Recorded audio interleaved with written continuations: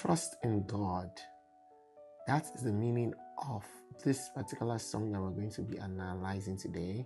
The title is CHEKWUBE and it means trust in God. This is a very beautiful Igbo piece. And as we go through this piece, I would like you to listen, learn, and enjoy this piece at the same time.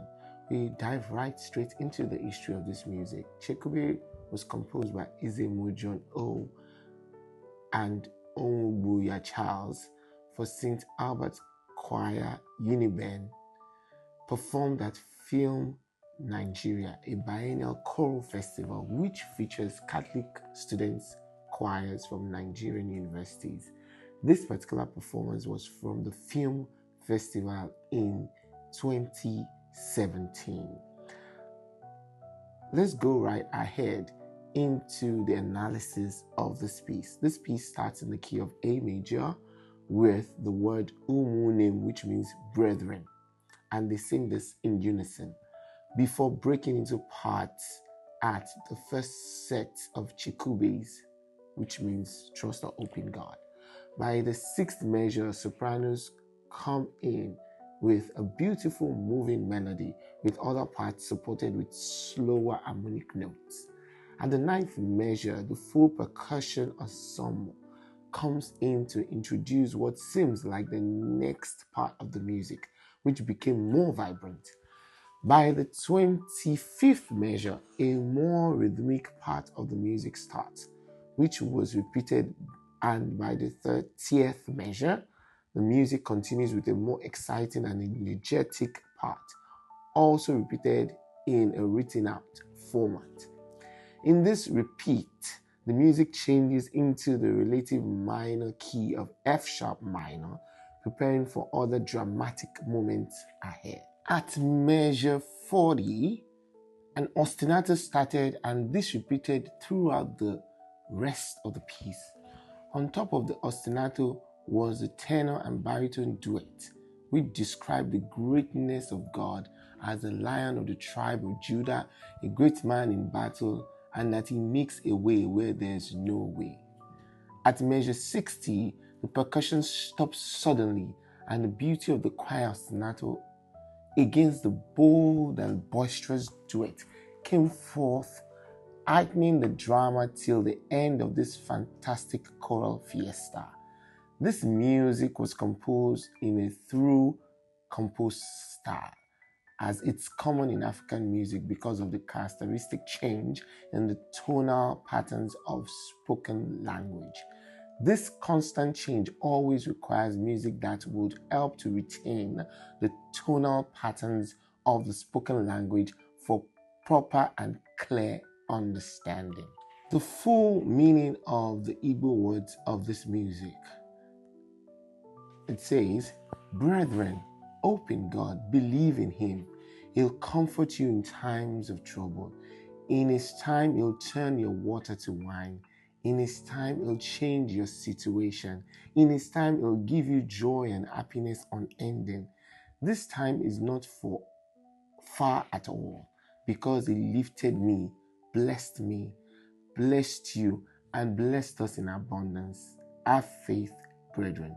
Then the duet part of this music means, you are the greatest, the Lion of the tribe of Judah. You make a way where there is no way. Strong Lord, you parted the sea.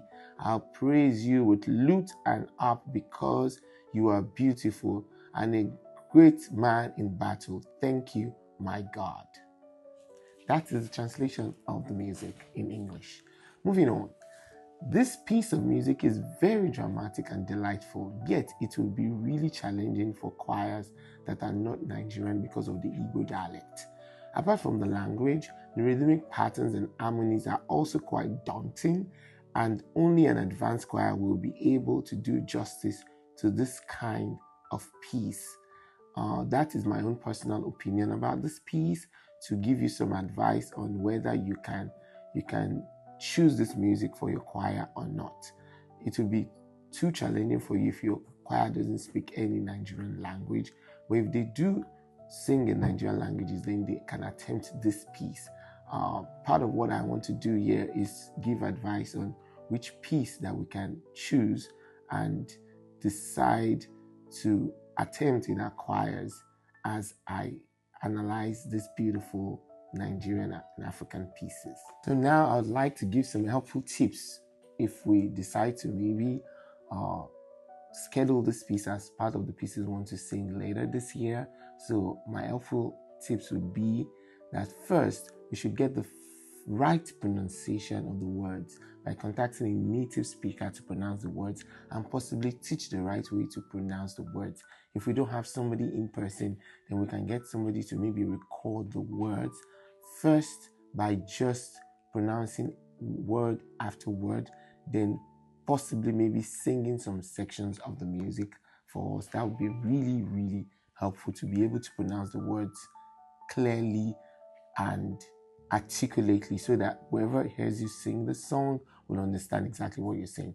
Second, tackle the music a few measures at a time over several rehearsals. First in solfege, if you require singing in solfege, then in rhythms with maybe nonsensical syllables like La or D, whichever one works for your choir.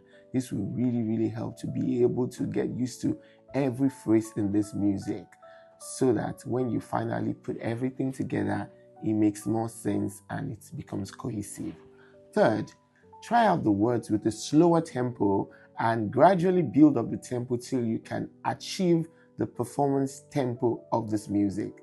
Very, very important. It's always easier when you decide to do the sections slowly and gradually you get into the vibe of the music, and at the end of the day you can work it up to the tempo you have chosen to perform this music, and at the end of the day you'll be able to piece the whole thing together beautifully. Now let us enjoy this beautiful piece together.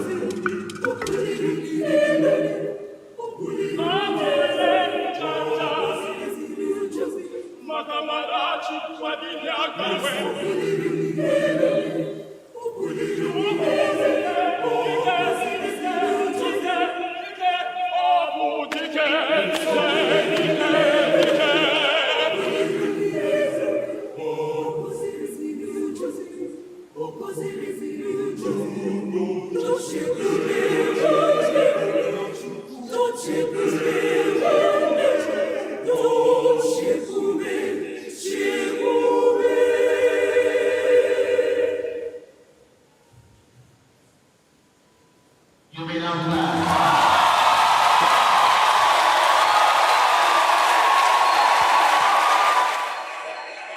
You will notice that to add to the aesthetic of the music, they were beautifully dressed in Igbo cultural attire. The ladies were wearing all the Igbo attires, wearing their buba, wearing their heroes. They have, I'm sure they have the ways they call those names in Igbo, and the men were wearing their tiger head attires. The tiger head attire that the men were wearing normally in Igbo is called Isiago, which actually means tiger head. It's this soft, usually short-sleeved shirt with distinct patterns, frequently gold or red, and you would clearly see the head of the tiger printed on that cloth.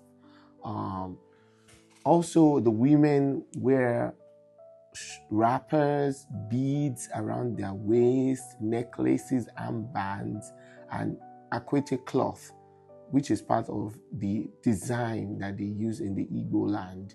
And they're also wearing beads and all sorts of accessories, armbands, necklaces that make them look really traditionally Igbo. They usually wear these attires in special occasions and weddings and other important events, and that's why you see them wearing it in this particular music to show the Igbo culture, not just the music but also the Igbo culture, and to add to the beauty of the music totally. And that's why they look so beautifully dressed. This is part of what should be added to music to make it look really good, so that the aesthetics is exceptionally beautiful while singing beautifully at the same time. I hope you really enjoyed their performance. I encourage you to follow me, subscribe to this channel, and like this video for more spiritually enriching content like this. Don't forget to listen and learn a new hymn every week. I dare to say hymns are the most spiritually enriching choral music you can find anywhere.